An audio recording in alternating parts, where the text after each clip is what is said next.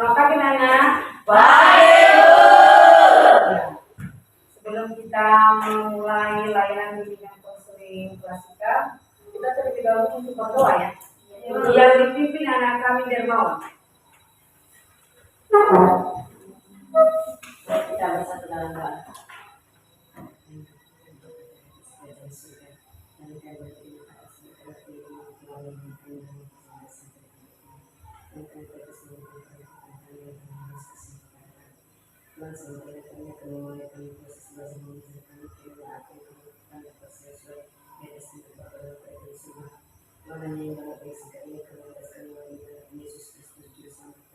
Amin. Amin. Terima kasih kepada anak kami Dermawan telah memimpin kita di dalam berdoa.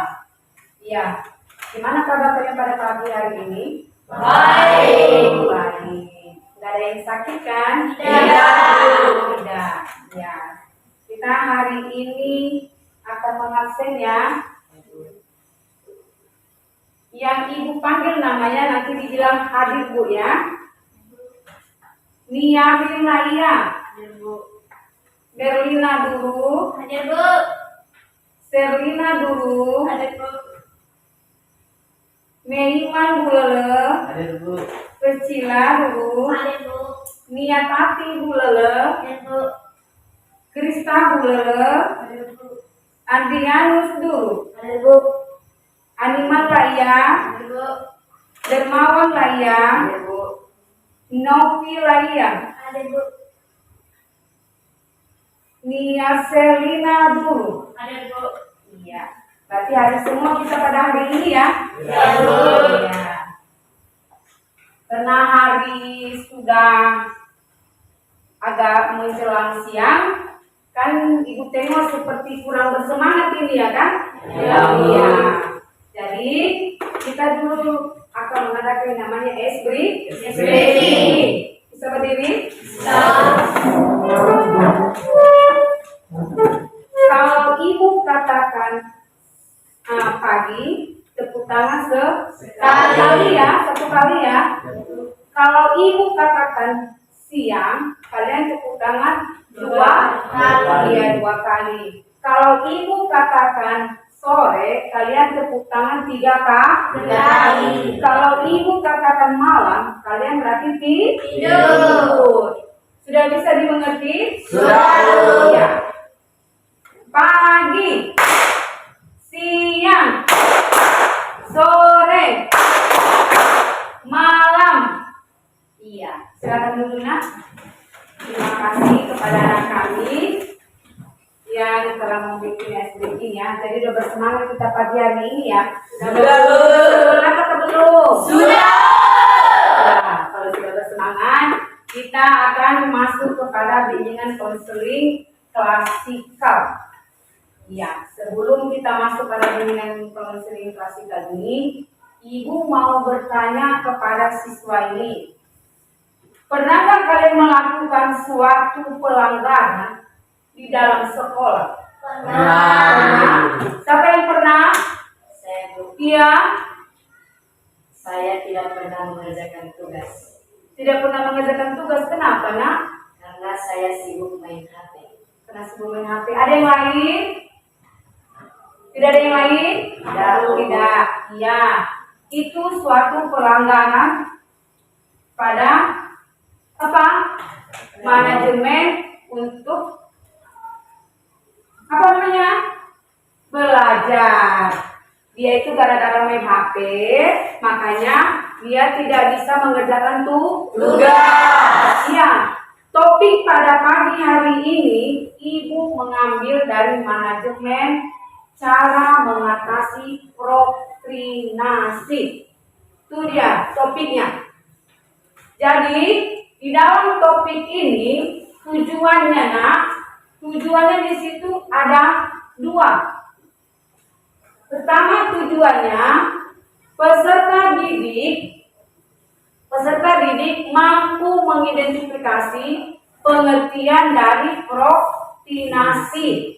Kedua, peserta didik mampu mengidentifikasi manajemen dari mengatasi prokrastinasi. Itu dia tujuannya ya. Jadi di dalam bimbingan konseling klasikal ini nak, kita nanti akan memberi kontrak pelayanan. Kontrak pelayanannya selama 2 dikali 40 menit kita akan mengadakan yang namanya bimbingan konseling klasikal. Jadi nanti di dalam kontrakan ini sesudah itu kita akan membentuk suatu kelompok nanti. Sudah dibentuk nanti suatu kelompok, nanti peserta didik akan mengerjakan semua tugas-tugas dari video yang ibu akan tayangkan nanti. Dan setelah kalian mengerjakannya, kalian akan atau peserta didik akan mempresentasikan di depan hasil pekerjaan dari peserta didik masing-masing. Bisa dimengerti? Bisa, Bu. Bisa dimengerti? Bisa, Bu. Iya. Materi kita pada hari ini mengenai manajemen waktu mengatasi prokrastinasi. Ya, pengertian dari prokrastinasi ini nak, peserta didik sering menunda-nunda suatu pekerjaan. Tahu menunda-nunda? Tahu menunda-nunda? Apa menunda? Menumpuk. Menumpuk. Contoh ibu kasih. Ibu guru bidang studi matematika sama kalian mengasih tugas di rumah. Sudah? Jadi kalian tidak ada mengerjakan. Batas dikasih ibu itu 1 minggu. Sudah? Ditambah lagi bidang studi bahasa Indonesia. Ada tugas dikasih. Jadi batasnya di situ hanya 3 hari. Jadi selama 2 bidang studi ini kalian tidak mengerjakannya. Karena kalian bilang nanti, masih lama lagi waktu, masih lama lagi waktu, nanti saja saya kerjakan. Ditambah lagi pekerjaanmu di rumah. Apakah pekerjaanmu itu satu persatu sudah selesai atau belum? Belum. Karena semakin bertambah pekerjaan itu semakin bertumpuk. Makanya itu dikasih guru kamu tugas PR di rumah itu sampai di rumah harus dikerjakan. Jangan nanti sebentar lagi. Itu kalau sebentar lagi nanti lama-lama dia bertumpuk. Itu dia.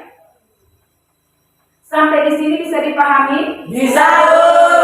Iya, penyebabnya. Penyebab dari prokrastinasi ini, penyebabnya itu karena malas. Apa tadi? Malas. Malas dia mengerjakan tugas. Makanya dia itu menumpuk-numpuk tugasnya. Dipengaruhi apa? Iya, dipengaruhi HP. Kalau sudah ada HP, semua pekerjaan itu hilang, tidak dikerjakan lagi. Yang penting main HP. Itu dia.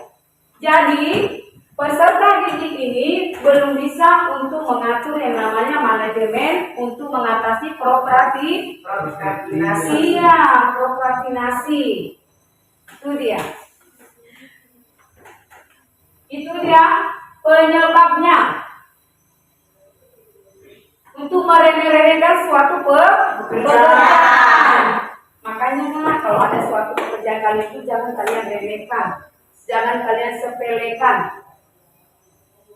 Kita tidak bisa mensepelekan suatu pekerjaan. Tapi tidak. Iya. Kalau tidak ada pertanyaan, ibu mau bertanya. Apakah kalian bersedia atau sudah siap untuk mengikuti ke tahap berikutnya? Sudah Siap. Sudah yakin? Yakin. Ya. selanjutnya. Ya, Bu.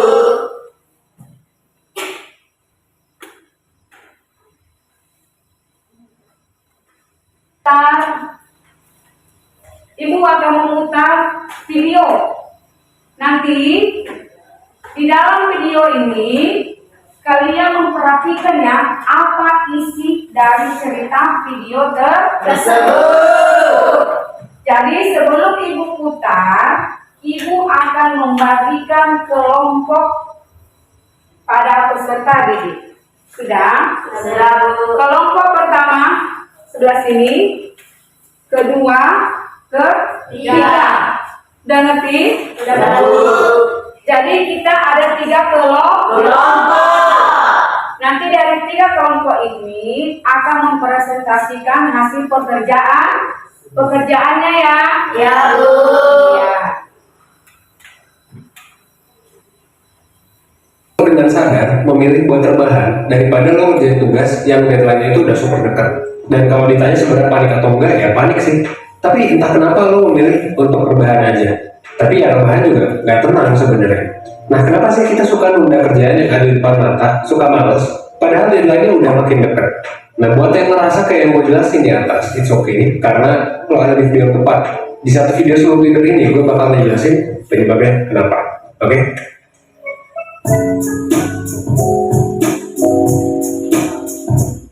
Nah, pertama-tama gue mau ngebahas dulu nih soal fenomenanya.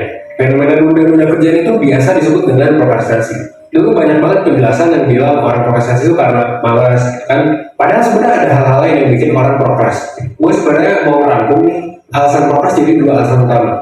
Nah, yang pertama adalah kemampuan pengelolaan emosi lo itu sebenarnya belum baik gitu. Ini bisa jadi salah satu alasan utama. Nah, biasanya salah satu orang yang prokras adalah karena mereka ngerasa stres, ngerasa overwhelmed sama tugas yang ada di hadapan mereka.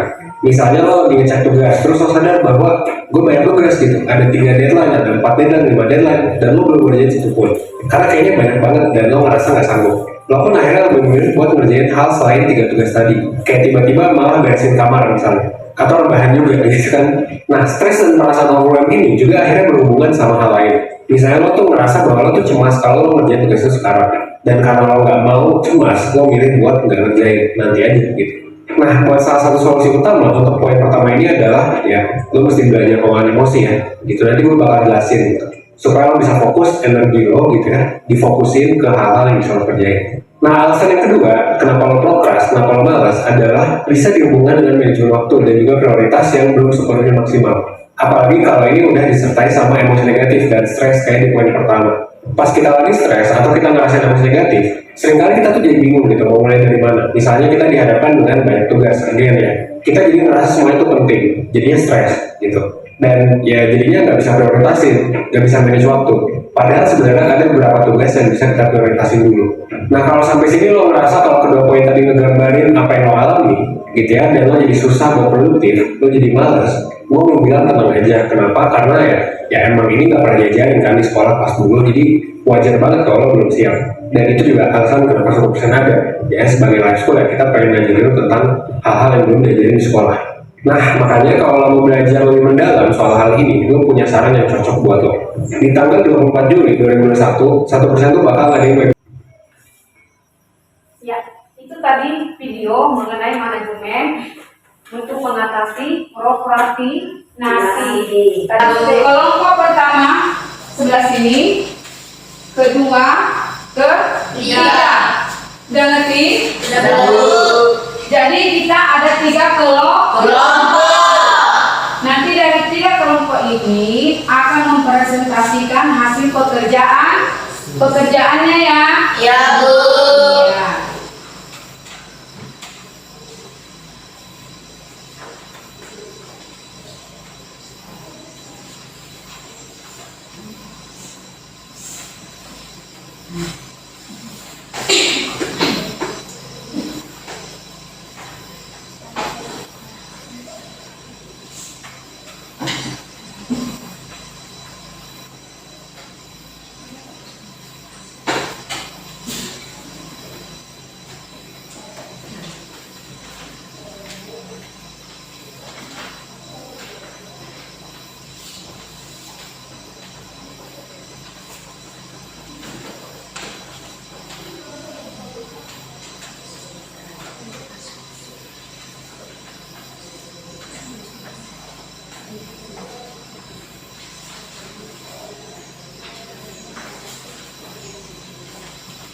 Sudah?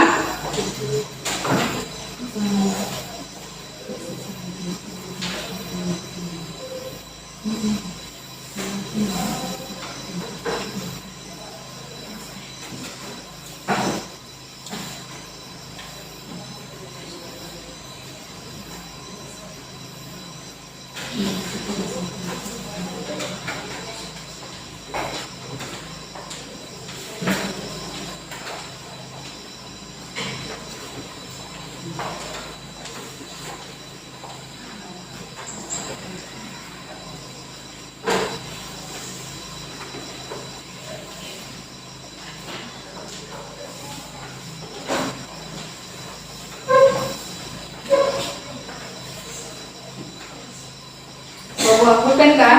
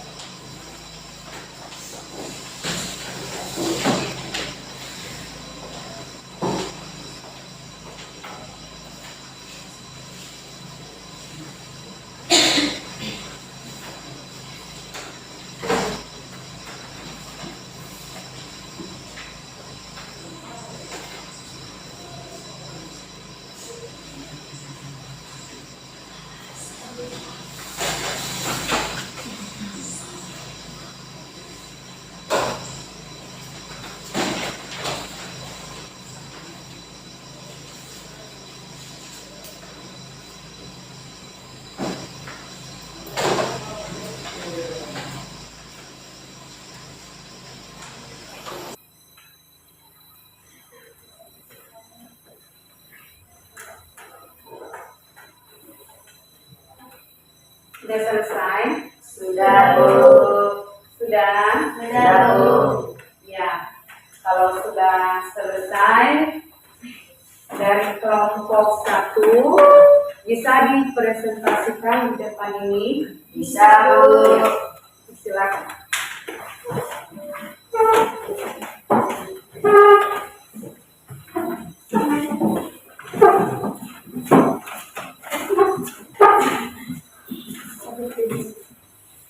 Dari kelompok yang lain didengarkan ya, nanti presentasi dari kelompok 1.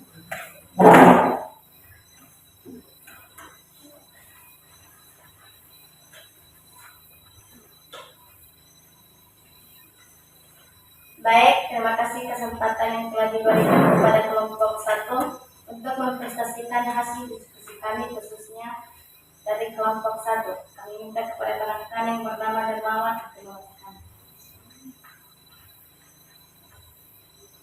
Sebelumnya menunjukkan bahwa prokrastinasi dapat terjadi akibat kurangnya motivasi akademik pada mahasiswa.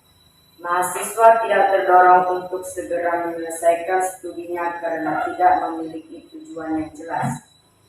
Di sisi lain, prokrastinasi akademik dapat juga disebabkan oleh ketidakmampuan mahasiswa untuk mengelola dirinya dan lebih banyak menurutkan kata hati atau emosi, sehingga mudah patah semangat ketika menghadapi tekanan 12 dalam menyusun skripsinya. Dan mahasiswa mampu bangkit serta bersedia mengerjakan skripsinya setelah melalui dukungan sosial dari orang-orang di sekitarnya. Dalam sebuah penelitian akan sulit untuk menghindari adanya keterbatasan selama penelitian tersebut berlangsung. Lain ada yang mau bertanya, silakan. Ya, berdiri nak. Apa itu pertanyaannya? Apa yang terjadi bila Anda tidak dapat melakukan manajemen waktu untuk mengatasi prokrastinasi. Ya, tolong dijawab Mak dari kelompok 1. Baik, kami akan menjawabnya. Yang terjadi karena dapat membuat seseorang menjadi panik dan terburu-buru dalam menyelesaikan tugas atau pekerjaan.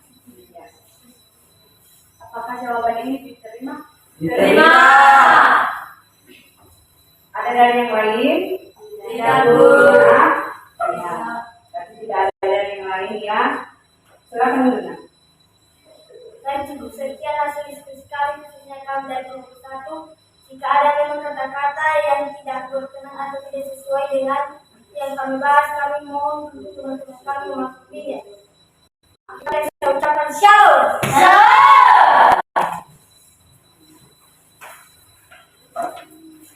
Terima kasih ya kepada anak kami dari kelompok 1 yang telah mempresentasikan hasil dari kelompok 1. Ya, sekarang kita masuk di kelompok 2. Dari kelompok 2 bisa dipresentasikan di depan.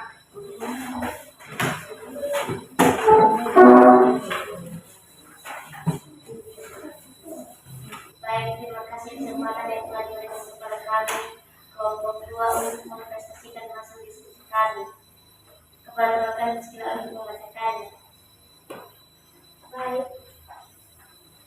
Sebutkan kendala yang dihadapi dalam mengatur manajemen waktu untuk mengatasi prokrastinasi.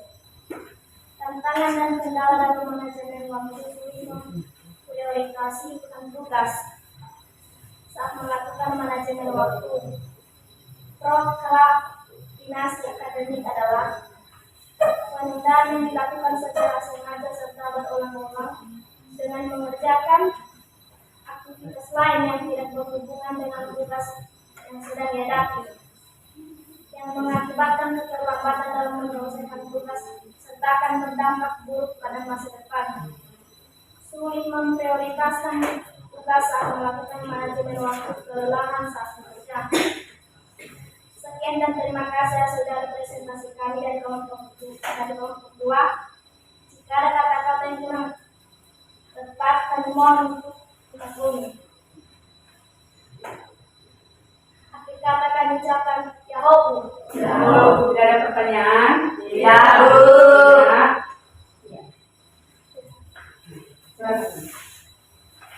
Terima kasih kepada anak kami dari kelompok 2 yang telah mempresentasikan hasil dari kelompok mereka ya. Sekarang kita masuk di kelompok 3. Kepada anak kami dipresentasikan di depan dari kelompok 3. Baik, terima kasih kesempatan yang telah diberikan kepada kami khususnya kelompok 3 untuk mempresentasikan hasil diskusi kami. Kepada teman-teman dengan juga untuk membacakan. Pertanyaan, strategi apakah yang akan kamu lakukan untuk manajemen waktu untuk mengatasi prokrastinasi? 1. Membuat rencana secara tertulis. 2. Tingkatkan motivasi. 3. Jangan meremehkan tugas atau pekerjaan. 4. Pikirkan hal-hal tak terduga atau risiko. 5. Pikirkan manfaat mengerjakan tugas tepat waktu. 6. Tingkatkan rasa percaya diri. 7. Ciptakan kebiasaan disiplin. Sekian dan terima kasih hasil dari prestasi kami khususnya kelompok 3. Jika ada pertanyaan dari kelompok lain, dipersilakan. Ada pertanyaan? Tidak. Baik, karena tidak ada, kami akan menutup prestasi kami. Jika ada kata-kata yang tidak berkenan kepada kalian, kami minta maaf. Akhir kata kami ucapkan Yahoo.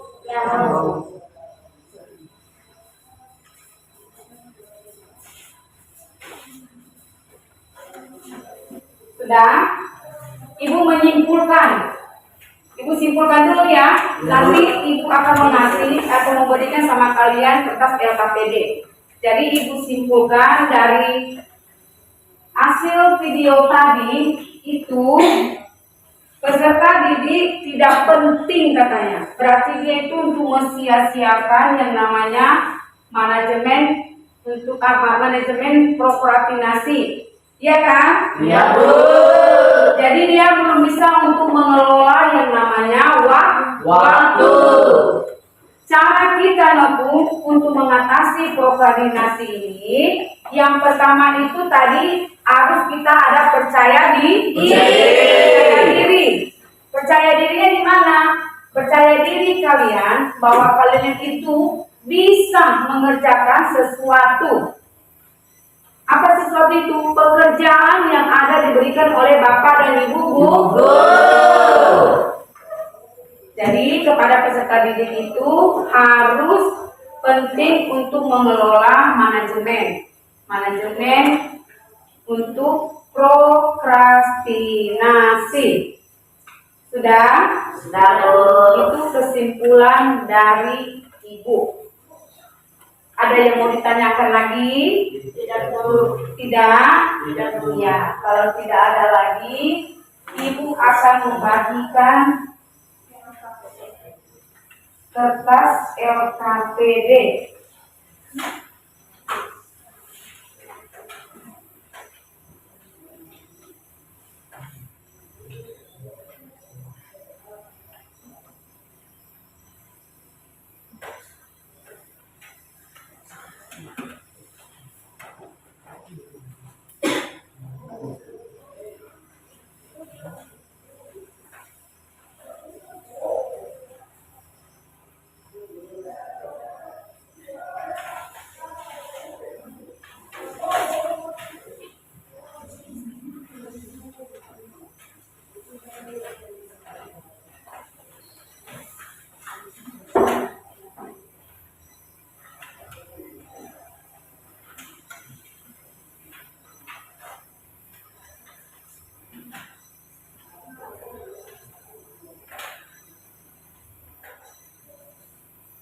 Kau mengerjakannya? Tahu kan?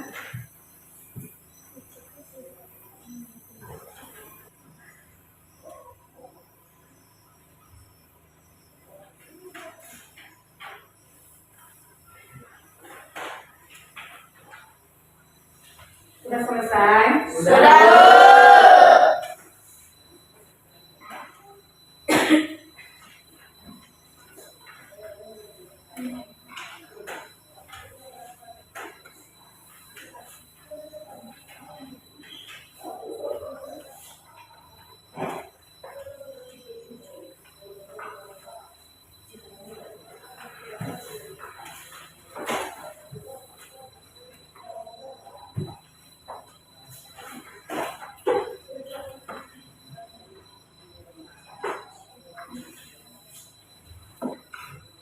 Ya, ini tadi sudah diisi mengenai LKPD-nya ya.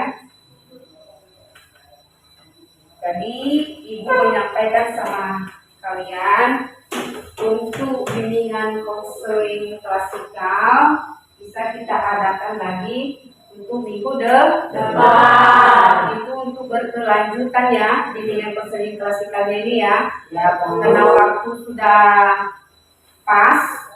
Tadi kan sudah ada layan kontrak jam sama kita tadi kan? Nah, sudah waktu sudah pas, jadi kita akhiri ya. Jadi kalau lagi kurang apanya nanti kurang puas ya kan? Nanti kita akan bisa untuk berkelanjutan lagi ya dalam bimbingan konseling klasikal yang akan datang. Ada mau ditanyakan lagi sampai di sini? Tidak. Tidak ada lagi bertanyakan? Tidak, Bu. Sudah yakin? Sudah, Bu. Ya.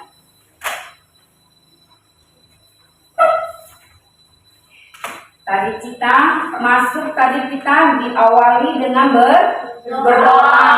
Jadi kalau kita juga mengakhiri, kita akan menutupnya dengan berdoa.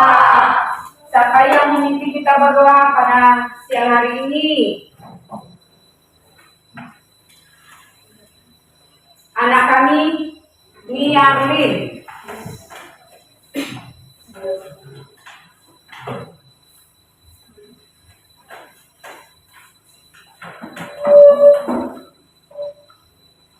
sebelum kita berpisah-pisah di tempat ini, mari kita bersatu dalam doa.